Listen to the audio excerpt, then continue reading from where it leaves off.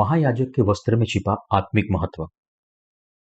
निर्गमन अध्याय 28 वचन 1 से 43। फिर तू इस्राएलियों में से अपने भाई हारून और नादाब, अबीहू, एलियाजार और इतामार नामक उसके पुत्र को अपने समीप ले आना कि वे मेरे लिए याजक का काम करें। और तू अपने भाई हारून के लिए वैभव और शोभा के निमित्त पवित्र वस्त्र बनवाना। और जितनों के हृदय में बुद्धि है, जिनको मैंने बुद्धि देने वाली आत्मा से परिपूर्ण किया है, उनको तू हारून के वस्त्र बनाने की आज्ञा दे कि वह मेरे निमित्त याजक का काम करने के लिए पवित्र बने। जो वस्त्र उन्हें बनाने होंगे वे ये हैं, अर्थात सीनाबंद और एपोद और बागा, 4 खाने का अंगरखा, पगड़ी और कमरबंद। यही पवित्र वस्त्र तेरे भाई हारून और उसके पुत्रों के लिए बनाए जाए कि वे मेरे लिए याजक का काम करें। और वे सोने और नीले और बैंजनी और लाल रंग का और सूक्ष्म सनी का कपड़ा ले। वे एपोद को सोने और नीले, बैंजनी और लाल रंग के कपड़े का और बटी हुई सूक्ष्म सनी के कपड़े का बनाए, जो कि निपुण कढ़ाई के काम करने वाले के हाथ का काम हो। वह इस तरह से जोड़ा जाए कि उसके दोनों कंधों के सिरे आपस में मिले रहे, और एपोद पर जो काढ़ा हुआ पटुका होगा उसकी बनावट उसी के समान हो, और वे दोनों बिना जोड़े के हो, और सोने और नीले, बैंजनी और लाल रंग वाले और बटी हुई सूक्ष्म सनी वाले कपड़े के हो। फिर 2 सुलेमानी मणि लेकर उन पर इज़राइल के पुत्रों के नाम खुदवाना। उनके नामों में से 6 एक मणि पर और शेष 6 नाम दूसरे मणि पर, इज़राइल के पुत्रों की उत्पत्ति के अनुसार खुदवाना। मणि खोदने वाले के काम के सामान जैसे छापा खोदा जाता है, वैसे ही उनके मणियों पर इज़राइल के पुत्रों के नाम खुदवाना और उसको सोने के खाने में जड़वा देना, और दोनों मणियों को एपोद के कंधों पर लगवाना। वे इज़राइलियों का स्मरण दिलाने वाले मणि ठहरेंगे, अर्थात हारून उनके नाम यहोवा के आगे अपने दोनों कंधों पर स्मरण के लिए लगाए रहे। फिर सोने के खाने बनवाना और डोरियों के समान गुथे हुए 2 जंजीर चोखे सोने से बनवाना और गुथे हुए जंजीरों को उन खानों में जड़वाना। फिर न्याय की चपरास को भी कढ़ाई के काम का बनवाना। एपोद के समान सोने और नीले, बैंजनी और लाल रंग के और बटी हुई सूक्ष्म सनी के कपड़े की उसे बनवाना। वह चौकोर और दोहरी हो, और उसकी लंबाई और चौड़ाई एक एक बित्ते की हो, और उसमें 4 पंक्ति मणि जड़ाना। पहली पंक्ति में तो माणिक्य, पद्मराग और लालड़ी हो, दूसरी पंक्ति में मरकत, नीलमणि और हीरा, तीसरी पंक्ति में लशम, सूर्यकांत और नीलम, और चौथी पंक्ति में फिरोजा, सुलेमानी मणि और यशब हो। ये सब सोने के खानों में जड़े जाए। और इज़राइल के पुत्रों के जितने नाम है उतने मणि हो, अर्थात उसके नामों की गिनती के अनुसार 12 नाम खुदे। 12 गोत्र में से एक एक का नाम एक एक मणि पर ऐसे खुदे जैसे छापा खोदा जाता है। फिर चपरास पर डोरियों के समान गुथे हुए चोखे सोने की जंजीर लगवाना, और चपरास में सोने की 2 कड़ियां लगवाना, और दोनों कड़ियों को चपरास के दोनों सिरों पर लगवाना, और सोने के दोनों गूंथे जंजीरों को उन दोनों कड़ियों में जो चपरास के सिरों पर होगी लगवाना, और गुथे हुए दोनों जंजीरों के दोनों बाकी सिरों को दोनों खानों में जड़वाकर एपोद के दोनों कंधों के बंधनों पर उसके सामने लगवाना। फिर सोने की 2 और कड़ियां बनवाकर चपरास के दोनों सिरों पर उसकी उस ओर पर जो एपोद के भीतर की ओर होगी लगवाना। फिर उनके सिवाय सोने की 2 और कड़ियां बनवाकर एपोद के दोनों कंधों के बंधनों पर नीचे से उसके सामने और उसके जोड़े के पास एपोद के काढ़े हुए पट्टे के ऊपर लगवाना। और चपरास अपनी कड़ियों के द्वारा एपोद की कड़ियों में नीले फीते से बांधी जाए। इस रीति वह एपोद के काढ़े हुए पट्टे पर बनी रहेगी, और चपरास एपोद पर से अलग न होने पाए। जब जब हारून पवित्र स्थान में प्रवेश करे, तब तब वह न्याय की चपरास पर अपने हृदय के अनुसार इज़राइलियों के नामों को लगाया जाए, जिससे यहोवा के सामने उनका स्मरण नित्य रहे। और तू न्याय की चपरास में उरीम और तुम्मीम को रखना, और जब जब हारून यहोवा के सामने आए, तब तब वे उसके हृदय को ऊपर हो। इस प्रकार हारून इज़राइलियों के लिए यहोवा के न्याय को अपने हृदय के ऊपर नित्य लगाए रहे। फिर एपोद के बागे को संपूर्ण नीले रंग का बनवाना। उसकी बनावट ऐसी हो कि उसके बीच में सिर डालने के लिए छेद हो, और उस छेद के चारों ओर बख्तर के छेद की सी एक बुनी हुई कोर हो कि वह फटने न पाए। उसके नीचे वाले घेरे में चारों ओर नीले, बैंजनी और लाल रंग के कपड़े के अनार बनवाना, और उसके बीच बीच चारों ओर सोने की घंटियां लगवाना, अर्थात एक सोने की घंटी और एक अनार, फिर एक सोने की घंटी और एक अनार। इसी रीति से बागे को नीचे वाले घेरे में चारों ओर ऐसा ही हो। और हारून उस बागे को सेवा टहल करने के समय पहना करे कि जब जब वह पवित्र स्थान के भीतर यहोवा के सामने आए या बाहर निकले, तब तब उसका शब्द सुनाई दे, नहीं तो वह मर जाएगा। फिर चोखे सोने की एक पट्टी बनवाना, और जैसे छापे में वैसे ही उसमें ये अक्षर खोदे जाए, अर्थात यहोवा के लिए पवित्र, और उसे नीले फीते से बांधना, और वह पगड़ी के सामने के हिस्से पर रहे। वह हारून के माथे पर रहे, इसलिए कि इजरायली जो कुछ पवित्र ठहराए, अर्थात जितनी पवित्र वस्तुएं भेंट में चढ़ाने, उन पवित्र वस्तुओं का दोष हारून उठाए रहे, और वह नित्य उसके माथे पर रहे, जिससे यहोवा उनसे प्रसन्न रहे। अंगरखे को सूक्ष्म सनी के कपड़े का 4 खाने वाला बनवाना, और एक पगड़ी भी सूक्ष्म सनी के कपड़े की बनवाना, और बेलबूटे की कढ़ाई का काम किया हुआ एक कमरबंद भी बनवाना। फिर हारून के पुत्रों के लिए भी अंगरखे और कमरबंद और टोपियां बनवाना। ये वस्त्र भी वैभव और शोभा के लिए बने। अपने भाई हारून और उसके पुत्रों को यही सब वस्त्र पहनाकर उसका अभिषेक और संस्कार करना, और उन्हें पवित्र करना कि वे मेरे लिए याजक का काम करें। और उनके लिए सनी के कपड़े की झांगियां बनवाना, जिनसे उनका तन ढपा रहे, वे कमर से झांग तक की हो। और जब जब हारून या उसके पुत्र मिलाप वाले तंबू में प्रवेश करें या पवित्र स्थान में सेवा टहल करने को वेदी के पास आए, तब तब वे उन झांगियों को पहने रहे, न हो कि वे पापी ठहरे और मर जाए। यह हारून के लिए और उसके बाद उसके वंश के लिए भी सदा की विधि ठहरे। महायाजक के वस्त्र। आज हम महायाजक के वस्त्र में छिपे आत्मिक अर्थ को देखेंगे। यह वस्त्र हारून और उसके बेटों को पहनने के लिए था। महायाजक के वस्त्र के द्वारा हम विश्वास से परमेश्वर की योजना को समझ सकते हैं, जिसने हमें पापों से बचाया है। परमेश्वर ने मूसा को आदेश दिया कि वह अपने भाई हारून और हारून के बेटों को अभिषेक करे, कि वे परमेश्वर के याजक के रूप में सेवकाई कर सके। और परमेश्वर ने मूसा को यह आदेश भी दिया कि वह परमेश्वर के द्वारा दिखाए गए निर्देश के अनुसार उनके वस्त्र बनवाए। वचन 4 में परमेश्वर ने कहा, जो वस्त्र उन्हें बनाने होंगे वे ये हैं, अर्थात सीनाबंद और एपोद और बागा, 4 खाने का अंगरखा, पगड़ी और कमरबंद। यही पवित्र वस्त्र तेरे भाई हारून और उसके पुत्रों के लिए बनाए जाए, कि वे मेरे लिए याजक का काम करें। सबसे पहले महायाजक को अपना नंगापन ढकने के लिए अंगरखा और पजामा पहनना पड़ता था। यह वस्त्र बटी हुई सनी के कपड़े से बनाए गए थे, ताकि अच्छे से हवा का प्रसार हो सके, और इसलिए उन्हें पसीना कम आए। इसका आत्मिक अर्थ है कि महायाजक को अपनी खुद की इच्छा को अलग करना चाहिए और परमेश्वर के द्वारा दिए गए विश्वास और अनुग्रह से उसकी सेवा करनी चाहिए। दूसरे शब्दों में, परमेश्वर की इच्छा केवल तभी परिपूर्ण हो सकती है जब महायाजक खुद के विचारों को दूर करे और परमेश्वर के द्वारा स्थापित बलिदान की पद्धति के अनुसार विश्वास से बलिदान अर्पण करे। इसी उद्देश्य के साथ परमेश्वर ने महायाजक का अंगरखा और पाजामा इस प्रकार बनवाया था और उन्हें पहनाया था। हम वस्त्र के सबसे ऊपर परमेश्वर ने महायाजक को नीला बागा भी पहनाया था, और नीले बागे के ऊपर उसने एपोद पहना था और फिर सीनाबंद पहना था। महायाजक का सीनाबंद मोटे कपड़े और सोने, नीले, बैंगनी और लाल कपड़े और बटी हुई सनी के कपड़े से बुना हुआ था, और वह लंबाई और चौड़ाई में फैला हुआ था। उसके सीनाबंद पर 12 मणि लगाए गए थे, और अब उस 12 मणि के ऊपर इजराइल 12 गोत्र के नाम खुदे हुए थे। फिर वह बटी हुई सनी के कपड़े से बनी पगड़ी पहनता था, और फिर पगड़ी के आगे सोने की एक तख्ती नीले फीते से बांधी गई थी, जिस पर लिखा होता था, यहोवा के लिए पवित्र। यह महायाजक के वस्त्र, पगड़ी और सोने की तख्ती के बारे में छोटा परिचय था। महायाजक के ज्यादातर वस्त्र सोने, नीले, बैंगनी और लाल कपड़े और बटी हुई सोने के कपड़े से बनता था, और महायाजक का सीनाबंद भी।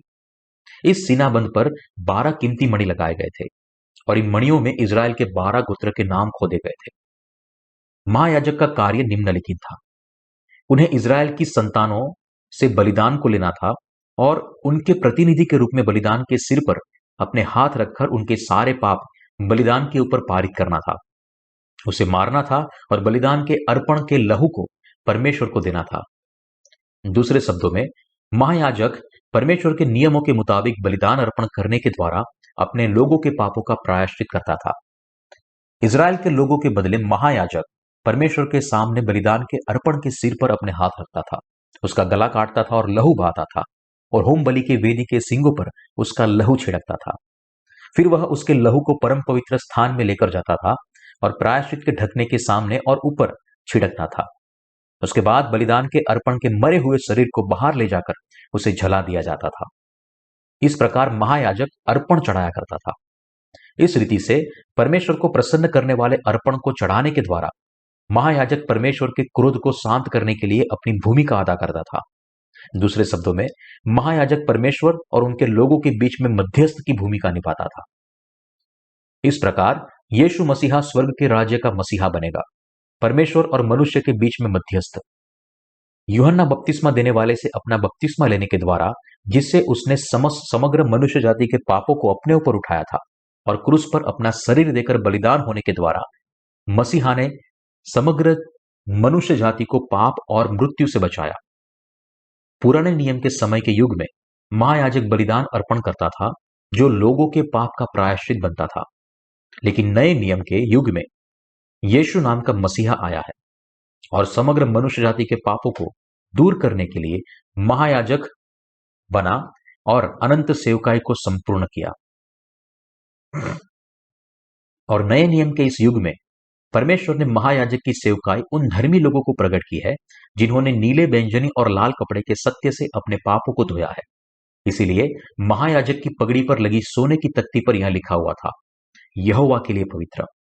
इस प्रकार महायाजक के वस्त्र भी साफ तौर पर उस सुसमाचार को दर्शाता है जो मनुष्य जाति के सारे पापों को साफ करता है। महायाजक का अंगरखा नीले कपड़े से बुना गया था। खासकर यह नीला अंगरखा यीशु ने लिए हुए बपतिस्मा से जुड़ा हुआ है। जिस प्रकार महायाजक नीले, बैंजनी और लाल कपड़े और सोने के कपड़े से बने वस्त्र पहनता था, उसी तरह उसका वस्त्र दिखने में शानदार था और चारों रंग साफ तौर पर देखे जा सकते थे।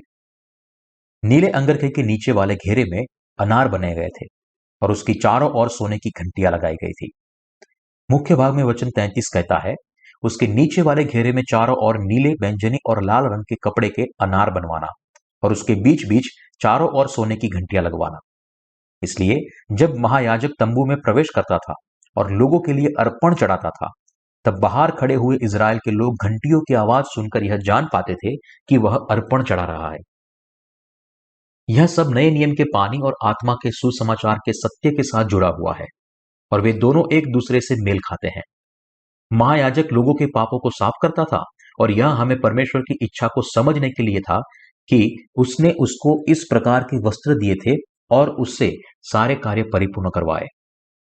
नए नियम के युग में परमेश्वर के लोग जो आज के याजक हैं, वे दूसरों के पाप धोने के लिए क्या करते थे?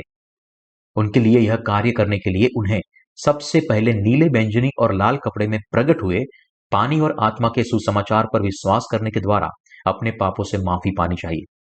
इस प्रकार महायाजक का वस्त्र साफ तौर पर हमें इस सुसमाचार को दिखाता है जो हमारे सारे पापों को साफ करता है। और दूसरा, इस वर्तमान युग में हम धर्मी लोगों के विवेक के पापों को धोना याजकीय कार्य करना चाहिए और उन्हें पवित्र करना चाहिए। इसीलिए महायाजक की पगड़ी के लिए सोने की तख्ती बनाई गई थी और उस पर लिखा गया था, यहोवा के लिए पवित्र। यहोवा के लिए पवित्र लिखी हुई सोने की तख्ती नीले फीते के द्वारा पगड़ी से बंधी गई थी, जिसे महायाजक अपने सिर पर पहनता था। लोग देखते ही महायाजक को पहचान लेते थे। उसके सिर की ओर देखते ही वे सोने की तख्ती और नीले फीते को नीले, बैंजनी और लाल कपड़े और सोने के कपड़े और बटी हुई सनी के कपड़े से बने सुंदर वस्त्र को देख सकते थे।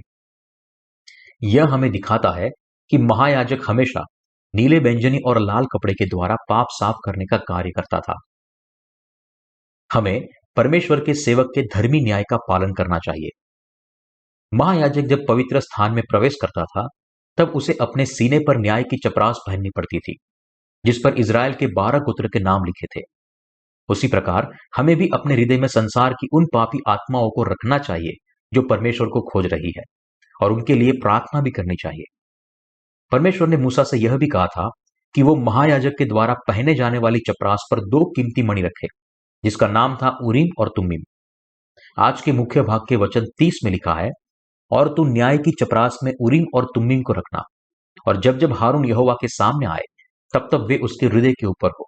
इस प्रकार हारून इजरायलियों के लिए यहोवा के न्याय को अपने हृदय के ऊपर नित्य लगाए रहे।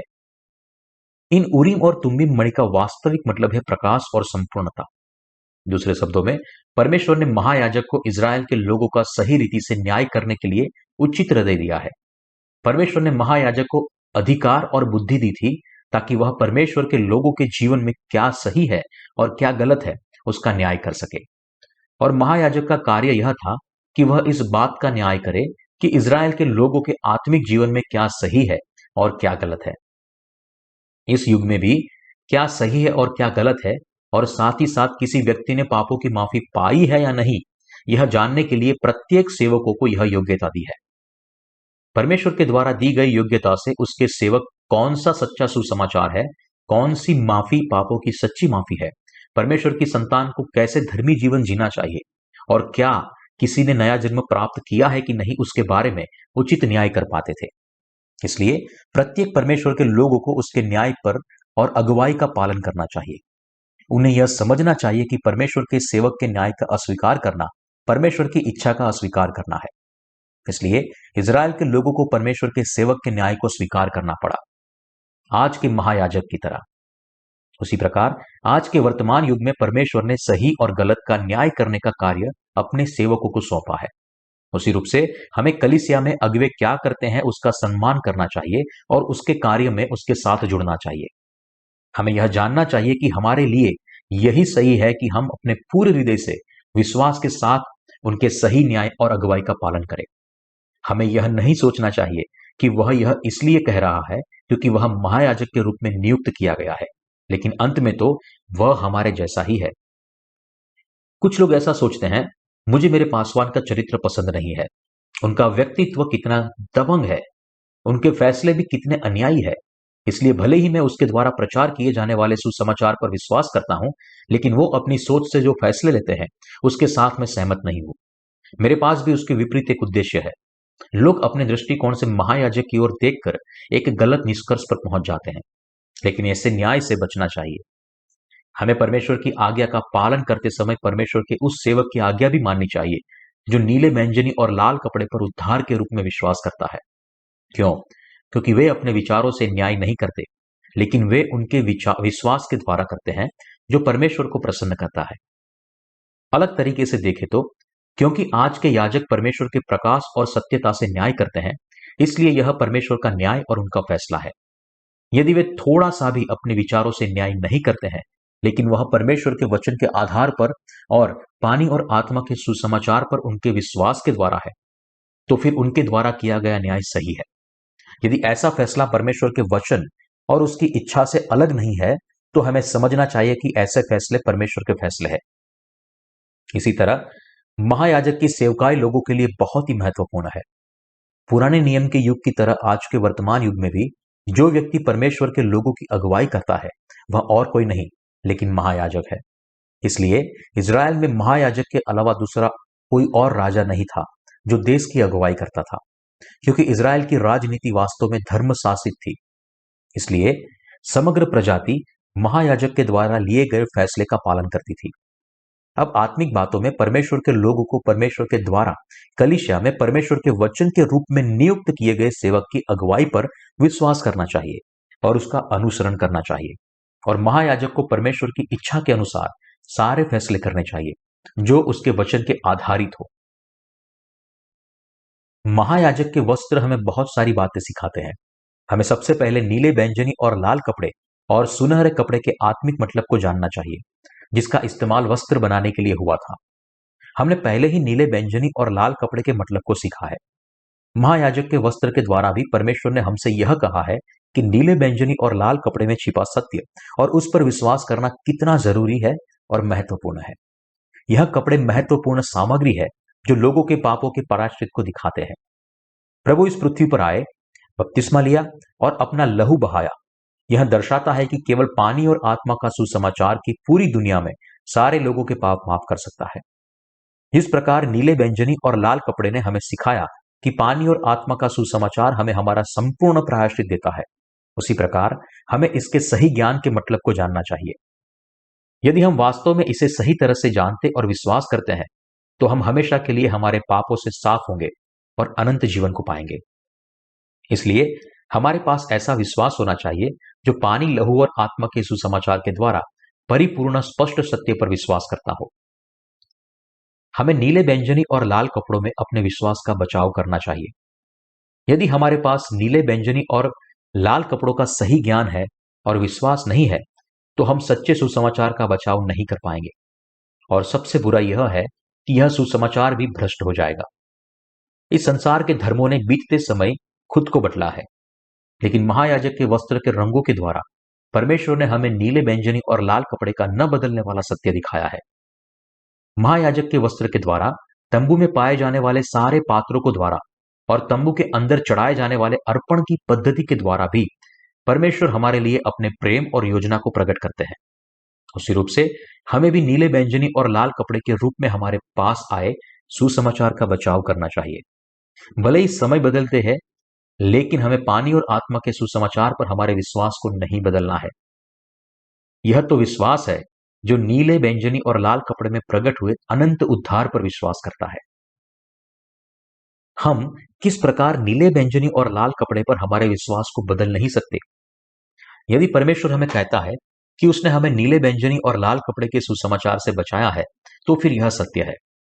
पुराने नियम में परमेश्वर ने हाथ रखने के द्वारा और लहू बहाने के द्वारा पापियों के अपराधों को मिटाया था, और आज वर्तमान युग में भी उसने यूहन्ना बपतिस्मा देने वाले से लिए हुए यीशु के बपतिस्मा और क्रूस पर की उसकी मृत्यु दोनों के द्वारा हमारे लिए पापों की संपूर्ण माफी को परिपूर्ण किया। पानी और आत्मा के सुसमाचार के द्वारा परमेश्वर ने संसार के सारे पापियों के अपराधों को मिटाया है। यह कितना आश्वस्त करने वाला है। बाइबल में सोना विश्वास को दर्शाता है, इसलिए महायाजक के वस्त्र बनाने के लिए सोने के कपड़े को नीले बैंगनी और लाल कपड़े के साथ इस्तेमाल किया गया था। वह पानी और आत्मा के सुसमाचार पर हमारे विश्वास की आवश्यकता को दर्शाता है, क्योंकि परमेश्वर ने ऐसी पद्धति का निर्माण किया था जो हमारे सारे पापों को मिटाता था और बदलता नहीं था।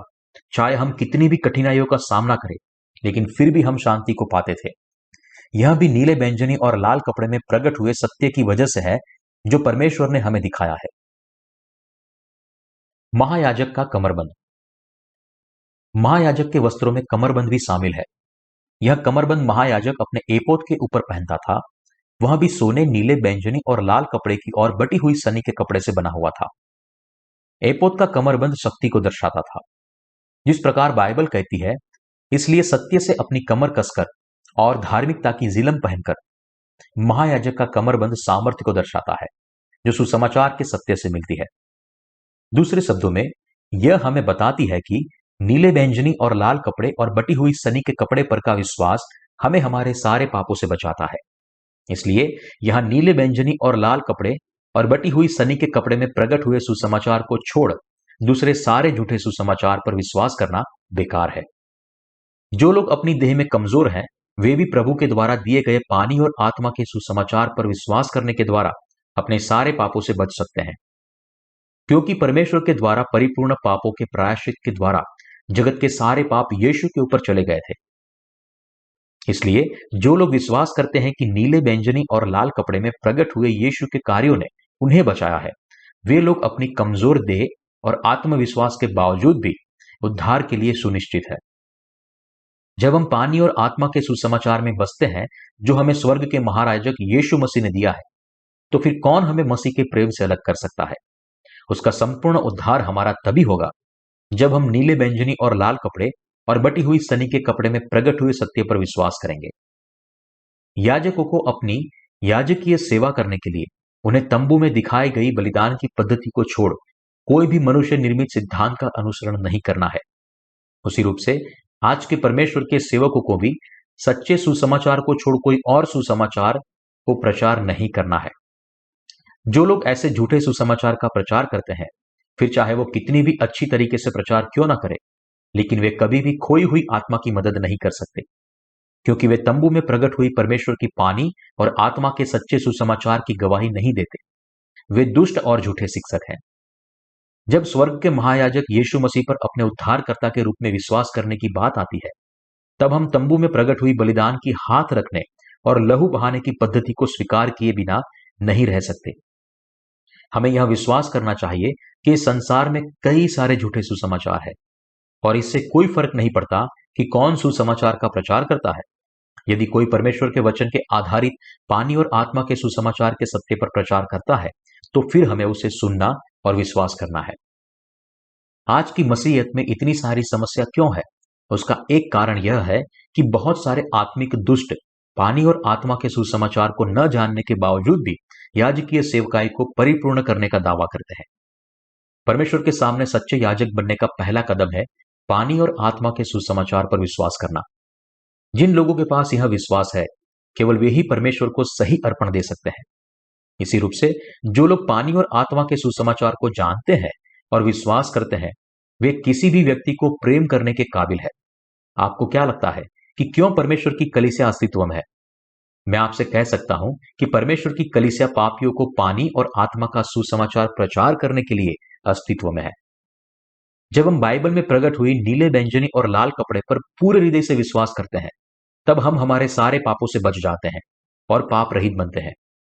पानी और आत्मा के सुसमाचार पर विश्वास करने से हमारे हृदय में सच्ची शांति मिलती है, और क्योंकि हम इस शांति में जीवन जीते हैं, हम कभी भी परमेश्वर से अलग नहीं होते। हम संपूर्ण सुसमाचार पर विश्वास करते हैं, विश्वास से जीवन जीते हैं, और फिर हम प्रभु के राज्य में प्रवेश करते हैं और वहां जीवन जीते हैं। हमारे प्रभु ने शांति की और हमारी अगुवाई की है, और संसार के सारे लोगों को परमेश्वर के पास लाने के द्वारा जिस प्रकार महायाजक की पगड़ी में आगे की ओर सोने की तख्ती पर लिखा हुआ है, यहोवा के लिए पवित्र, वह उन्हें पापों की माफी के प्रकाश में प्रकाशित करता है।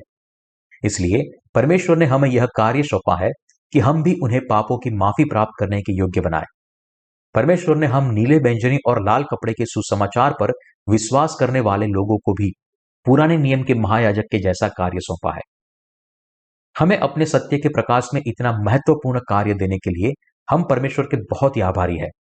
जब मैंने पहले परमेश्वर की ओर से सुसमाचार के यह शब्द सुने, तब मैं आनंद से भर गया, और जब मैं बाइबल पढ़ रहा था, तब यह सुसमाचार बहुत ही स्पष्ट तरीके से उभर कर सामने आया।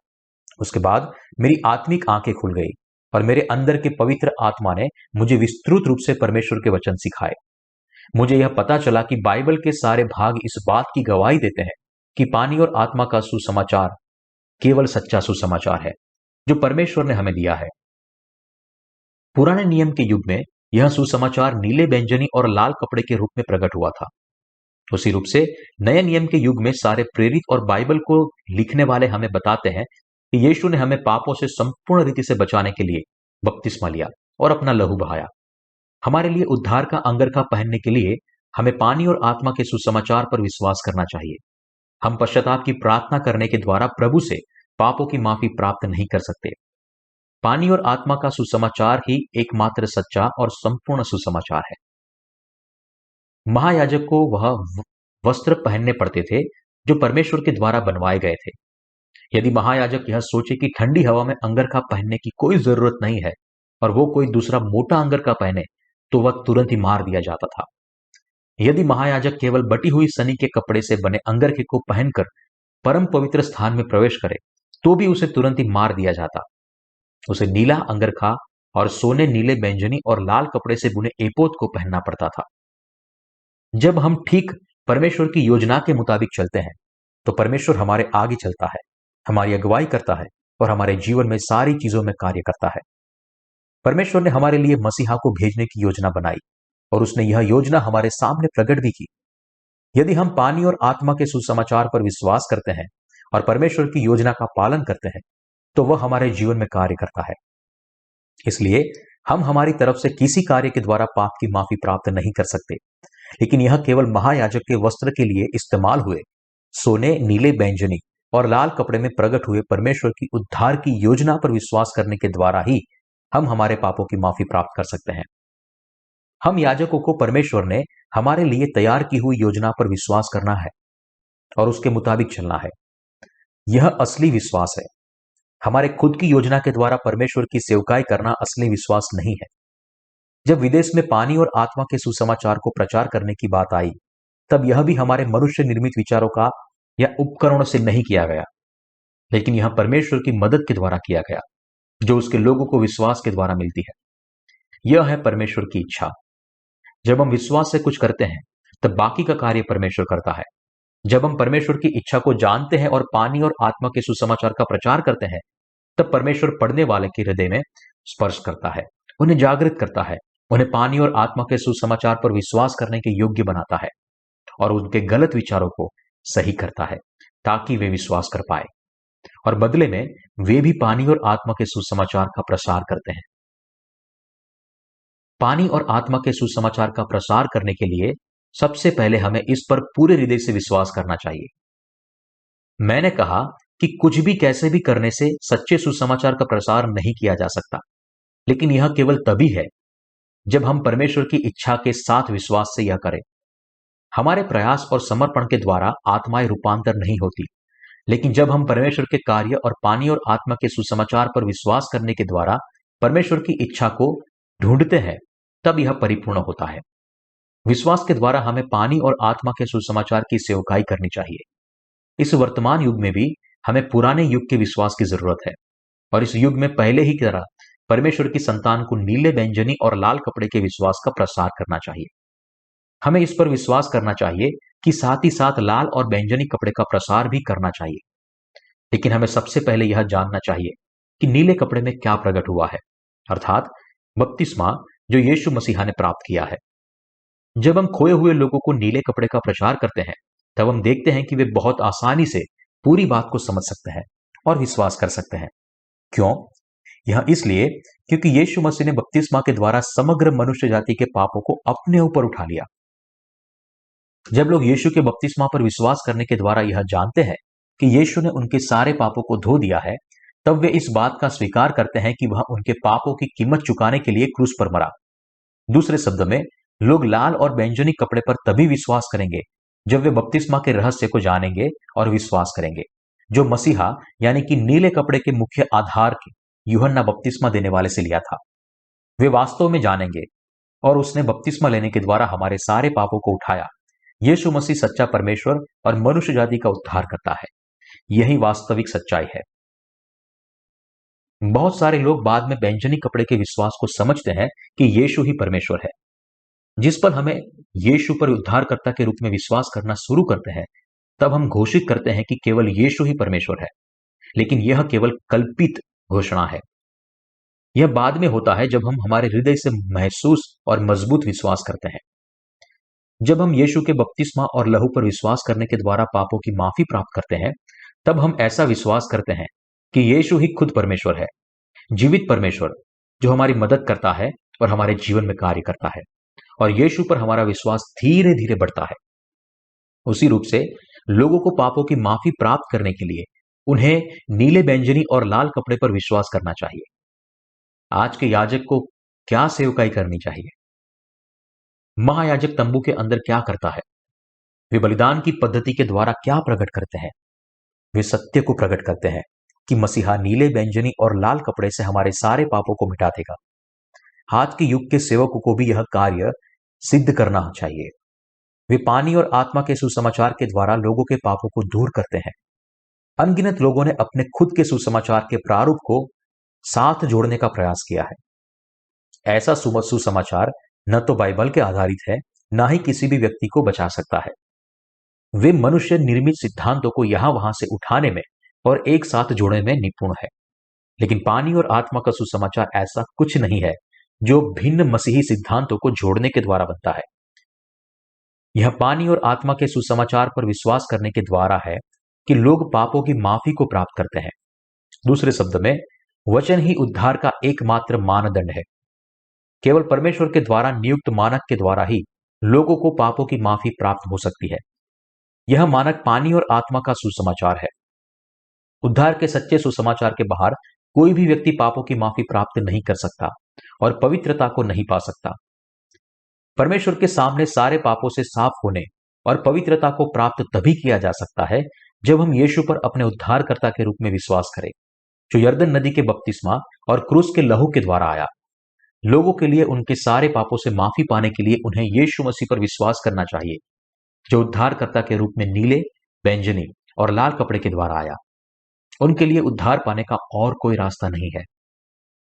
और परमेश्वर के सेवक जो उनके याजक बने हैं, उन्हें महायाजक के वस्त्र के लिए इस्तेमाल किए सोने और नीले, बैंगनी और लाल कपड़े से बने असली सुसमाचार पर विश्वास करना चाहिए। यदि वे इस पर सत्यता से विश्वास नहीं करते तो वे उसके सेवक के रूप में प्रमाणित नहीं होते। वे केवल इस संसार में धर्मनिष्ठ है। संसार के अनगिनत धर्मों में केवल यीशु के नाम को लेकर अपने खुद के धर्म का पालन करते हैं। परमेश्वर के सच्चे सेवक के पास ऐसा विश्वास होना चाहिए जो यीशु मसीह पर विश्वास करता है, जो उद्धारकर्ता के रूप में पानी, लहू और आत्मा से आया। इसलिए उन्हें सही विश्वास को प्रकट करने और परमेश्वर के सत्य के प्रकाश को स्पष्ट रीति से प्रकाशित करने के लिए उसके बपतिस्मा की गवाही देनी चाहिए। केवल वे लोग जो ऐसा करते हैं वे परमेश्वर के सेवक है और उसके सामने बचाए गए हैं। जो लोग यीशु के बपतिस्मा को, उसके क्रूस को और वह परमेश्वर है इस सच्चाई को निकाल देते हैं, और साथ ही साथ जो लोग ऐसे ज्ञान को बिना विश्वास के प्रचार करते हैं, वे शैतान के सेवक है जिसका परमेश्वर के साथ कोई लेना देना नहीं है। आज इस संसार में कहे जाने वाले अनगिनत सुसमाचार प्रचारक है। वे दावा करते हैं कि जो कोई भी यीशु पर विश्वास करता है वे विश्वास से अपने सारे पापों से शुद्ध होंगे और इस प्रकार पाप रहित बनेंगे। सबसे पहले मैंने सोचा कि वे भी नीले, बैंगनी और लाल कपड़े के सत्य का प्रचार कर रहे हैं, लेकिन बाद में मुझे समझ में आया कि ऐसा नहीं है। वे पानी और आत्मा के सुसमाचार का प्रचार नहीं कर रहे हैं। वे सोचते और विश्वास करते हैं कि उनके खुद के विचारों से बनाया गया सिद्धांत सच्चा सुसमाचार है। यद्यपि वे खुद को सुसमाचार प्रचारक कहते हैं, वे केवल खुद के स्वार्थ और सांसारिक समृद्धि का पीछा करते हैं, जिनका उद्देश्य केवल खुद की इच्छा को संतुष्ट करना है। इस पृथ्वी पर आज भी ऐसे कई कहलाने जाने वाले याजक हैं, लेकिन क्यों वे सच्चे सुसमाचार को अस्वीकार करते हैं जो उन्हें वास्तव में पवित्र बनाने के लिए योग्य करता है। रूढ़िवादी संसार पर अपने विश्वास पर घमंड करते हैं, लेकिन वास्तविकता यह है कि ऐसे लोग वास्तव में रूढ़िवादी नहीं है। जब संसार स्पष्ट रूप से पानी और आत्मा के सुसमाचार को प्रकट करता है, तब क्यों वे अपने विश्वास से यीशु के बपतिस्मा को हटा देते हैं। याद रखें कि नादाब और अबीहू की मृत्यु हो गई जब उन्होंने परमेश्वर के आगे अपवित्र अग्नि को अर्पण किया। जब इन याजकों ने परमेश्वर के द्वारा निर्धारित तरीके से अर्पण नहीं चढ़ाया, तब परमेश्वर से एक आग आई और उन्हें जलाकर राख कर दिया।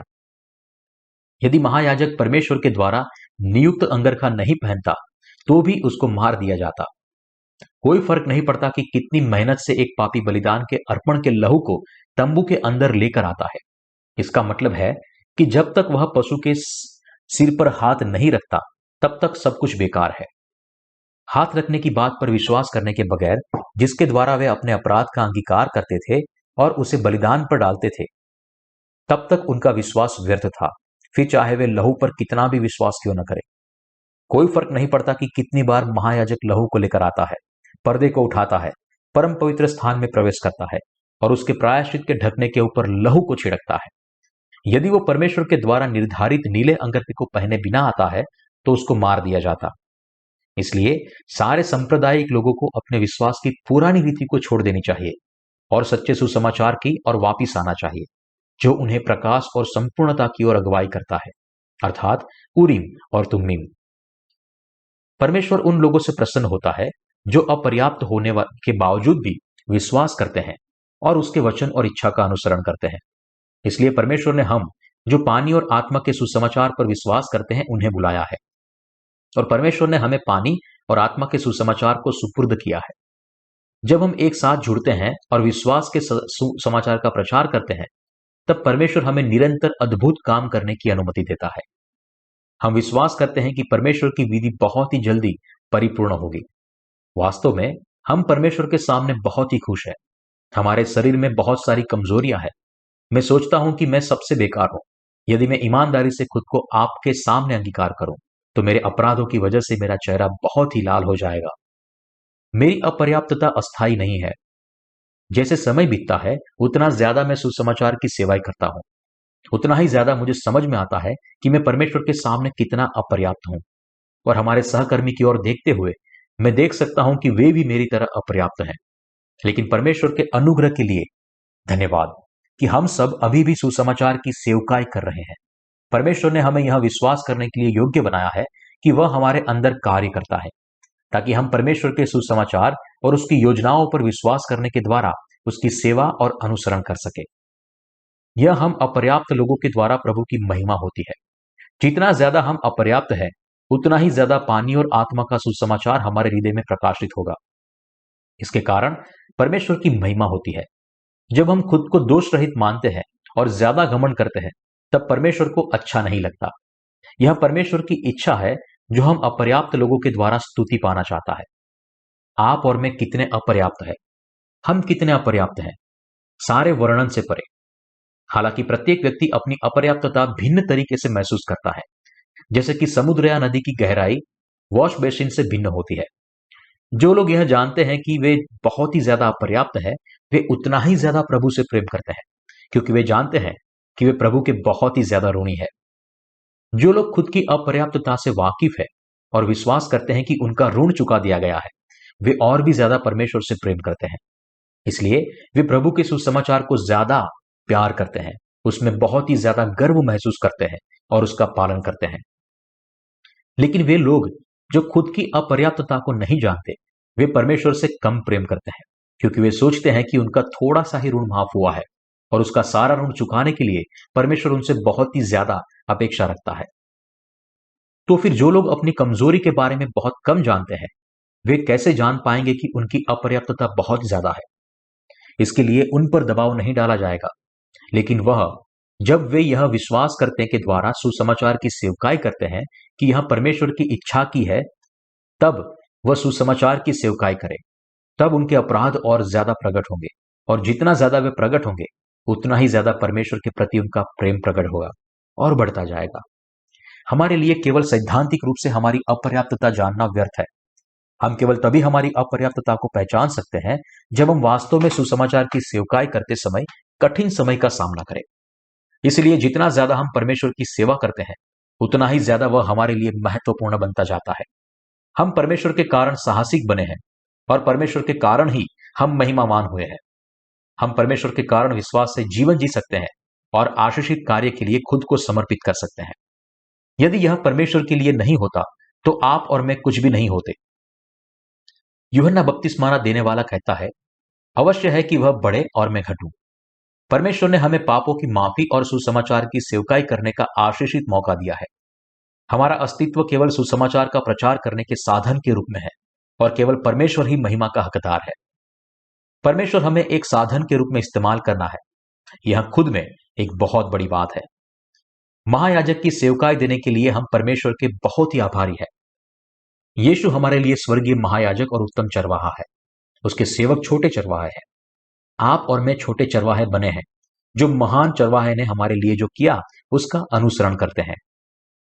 आपको और मुझे परमेश्वर के वचन में जैसा लिखा है वैसे ही विश्वास करना चाहिए। परमेश्वर के वचन के मुताबिक कार्य करना चाहिए, और जैसे लिखा है वैसे ही उसका अनुसरण भी करना चाहिए। हमें ठीक उसी रीति से सेवा करनी चाहिए जैसे प्रभु ने की है। हमें जैसे प्रभु ने किया है ठीक वैसे ही करना है, और उसके अनुसार विश्वास और पालन करना है। जैसे उसने हमें आज्ञा दी है और हमारे लिए योजना बनाई है, ठीक वैसे हमें विश्वास और पालन करना है, और पानी और आत्मा के सुसमाचार का प्रसार करना है। परमेश्वर के वचन को शुद्धता के साथ स्वीकार करना और विश्वास करने के द्वारा पानी और आत्मा के सुसमाचार का प्रचार करना ही परमेश्वर के सामने सच्चा विश्वास है।